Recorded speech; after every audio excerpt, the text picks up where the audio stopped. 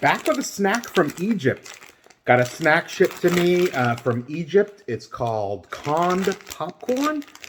Burning barbecue. Burning barbecue. Love popcorn. Love barbecue. Don't necessarily a fan of burning, but maybe that means spice. And if it's spice, ooh, I'm excited if it's spice. Ooh, that's got an interesting smell. Look at these. There's a nice little orange hue dusting on top of them. Good, good, good, good. All right, here we go.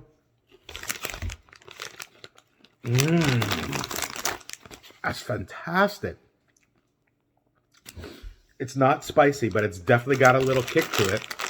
It's nice and airy. Good flavor. Nice tang from the barbecue sauce. I really like this. This is an 8.8. Good stuff, Egypt.